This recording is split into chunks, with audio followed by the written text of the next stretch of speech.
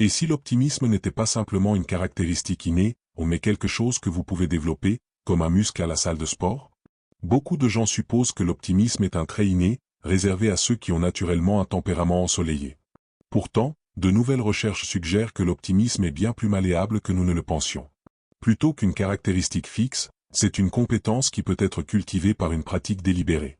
Tout comme la force physique se développe avec un entraînement régulier, l'optimisme peut être renforcé par des exercices mentaux ciblés. Deux des outils les plus puissants pour développer cette résilience sont la gratitude et la restructuration cognitive, des pratiques qui remodèlent notre perspective et nous aident à trouver des opportunités même dans l'adversité.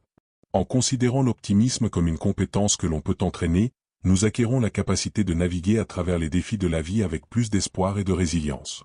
L'optimisme est souvent mal compris comme une vision naïve ou irréaliste de la vie, mais en réalité, il représente une perspective équilibrée qui reconnaît les défis tout en maintenant l'espoir de résultats positifs. Cela contraste fortement avec la positivité toxique, qui exige un bonheur constant et rejette les véritables expériences émotionnelles. L'optimisme réaliste laisse de la place aux difficultés tout en croyant à la possibilité de croissance et d'amélioration. Les neurosciences modernes ont révélé que notre cerveau est bien plus malléable qu'on ne le pensait, un concept connu sous le nom de neuroplasticité. Cela signifie que nos schémas de pensée habituels remodèlent littéralement la structure de notre cerveau au fil du temps. Lorsque nous nous engageons régulièrement dans une pensée optimiste, nous renforçons les voies neuronales associées aux émotions positives et à la résolution de problèmes, tout en affaiblissant celles liées au pessimisme et à la défaite. La recherche en psychologie positive montre comment ces schémas mentaux influencent directement notre bien-être émotionnel et notre comportement. Par exemple, des études utilisant la technologie IRMF montrent que les personnes optimistes présentent une activité plus importante dans le cortex préfrontal, la région du cerveau responsable de la régulation émotionnelle et de la prise de décision. De plus, des études longitudinales révèlent que ceux qui ont une perspective optimiste ont tendance à avoir une meilleure santé cardiovasculaire, une fonction immunitaire plus forte et une durée de vie plus longue. Le mécanisme sous-jacent semble être une production réduite d'hormones de stress et une inflammation systémique plus faible. Surtout, ces avantages ne sont pas limités aux personnes naturellement optimistes, ils s'étendent à toute personne qui cultive activement des schémas de pensée optimistes par une pratique délibérée. La pratique de la gratitude est l'un des outils les plus puissants pour développer l'optimisme car elle modifie fondamentalement notre perspective de la rareté à l'abondance. Dans notre monde moderne de comparaison constante et de culture consumériste, notre cerveau se concentre naturellement sur ce qui nous manque plutôt que sur ce que nous avons. La gratitude interrompt ce cycle négatif en forçant une reconnaissance consciente des bénédictions existantes. La recherche neuroscientifique utilisant la technologie d'imagerie cérébrale montre qu'une pratique régulière de la gratitude augmente l'activité dans le cortex préfrontal médian, la région du cerveau associée à l'apprentissage, à la prise de décision et à la régulation émotionnelle. Elle stimule également la production de dopamine et de sérotonine, des neurotransmetteurs cruciaux pour les sentiments de bonheur et de bien-être. L'application pratique de la gratitude peut prendre de nombreuses formes, chacune avec des avantages mesurables. Tenir un journal de gratitude quotidien, où l'on note 3 choses spécifiques pour lesquelles on est reconnaissant, a été démontré dans plusieurs études comme augmentant significativement les niveaux de bonheur en quelques semaines seulement. La clé est la spécificité, plutôt que d'écrire « je suis reconnaissant pour ma famille », détailler « je suis reconnaissant pour la façon dont mon partenaire m'a fait rire ce matin » crée un impact neural plus profond.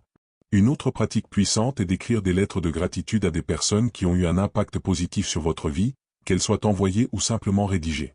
Les recherches du Dr Martin Seligman à l'Université de Pennsylvanie ont montré que cet exercice peut booster le bonheur pendant des mois. Une pratique à long terme de la gratitude crée des changements durables dans la structure du cerveau et la résilience psychologique.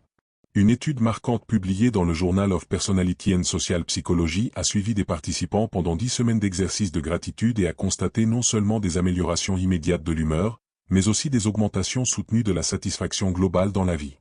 D'autres recherches lient une pratique constante de la gratitude à une meilleure qualité de sommeil, des symptômes réduits de dépression, et même des relations amoureuses améliorées. Surtout, la gratitude ne nécessite pas de nier les difficultés de la vie, elle entraîne simplement le cerveau à reconnaître que le bien existe aux côtés des défis, créant une vision du monde plus équilibrée et optimiste. Le cerveau humain a évolué avec un fort biais de négativité, une tendance à se concentrer sur les menaces potentielles et les problèmes comme mécanisme de survie. Bien que cela ait bien servi nos ancêtres dans des environnements dangereux, dans la vie moderne, cela conduit souvent à des schémas de pensée déformés qui sapent l'optimisme. Les psychologues cognitifs ont identifié plusieurs distorsions courantes, notamment la pensée en tout ou rien, voir les situations en termes extrêmes de noir et blanc, la catastrophisation, supposer que le pire résultat possible se produira, et le filtrage mental, se concentrer exclusivement sur les aspects négatifs tout en ignorant les positifs. Ces schémas de pensée automatique opèrent fréquemment en dessous de la conscience, mais ils influencent profondément nos émotions et nos comportements. La restructuration cognitive offre une approche systématique pour contester ces distorsions. Cette technique fondée sur des preuves implique d'abord de reconnaître les pensées négatives, puis d'examiner leur exactitude, et enfin de les remplacer par des perspectives plus équilibrées. Par exemple, face à un revers professionnel, au lieu de penser « je suis un échec total », on pourrait demander « quelles preuves soutiennent cette pensée ? Quelles preuves la contredisent ? Que dirais-je à un ami dans cette situation ?» Ce processus engage le cortex préfrontal logique du cerveau pour supplanter les réponses du système limbique émotionnel. Intégrer l'autocompassion dans cette pratique est crucial. Les recherches du Dr Christine Neff montrent que se traiter avec gentillesse pendant les difficultés augmente la résilience plus efficacement que l'autocritique. Des outils pratiques peuvent considérablement améliorer ce processus de restructuration cognitive. Les journaux de pensée, où les individus enregistrent des pensées négatives ainsi que des alternatives rationnelles, créent des preuves tangibles de schémas de pensée déformés au fil du temps. Des techniques de base de thérapie cognitivo-comportementale, TCC, comme la technique des 3 colonnes, identifier la situation, la pensée automatique et une réponse rationnelle, fournissent une structure pour cette pratique. Les applications mobiles conçues pour le suivi de l'humeur et le défi des pensées peuvent offrir un soutien supplémentaire. Avec une pratique constante, ces méthodes peuvent littéralement recabler les voies neurales, rendant les réponses optimistes de plus en plus automatiques. Des études montrent que seulement 12 semaines de pratique régulière de restructuration cognitive peuvent entraîner des changements mesurables dans les schémas d'activité cérébrale associés à la régulation émotionnelle. Développer un optimisme durable nécessite de créer un écosystème favorable d'habitudes et de routines quotidiennes. Tout comme les athlètes suivent des régimes d'entraînement pour développer leur force physique, l'optimisme mental prospère avec une pratique constante. Les routines matinales donnent le ton pour la journée. Une pratique aussi simple que passer 5 minutes à visualiser des résultats positifs ou à se rappeler des choses que l'on attend avec impatience peut activer le système de récompense du cerveau. Les routines du soir sont tout aussi importantes. Réfléchir à 3 expériences positives de la journée, une technique appelée ce qui s'est bien passé, s'est avérée améliorer la qualité du sommeil et l'humeur du lendemain. Ces pratiques encadrantes créent une structure qui déplace progressivement les schémas de pensée par défaut vers l'optimisme. L'environnement que nous cultivons joue un rôle crucial dans le maintien d'une pensée optimiste. Les influences sociales sont particulièrement puissantes. La recherche démontre que les émotions se propagent à travers les réseaux sociaux un peu comme des maladies contagieuses. S'entourer de personnes véritablement positives et solidaires crée une spirale ascendante d'optimisme.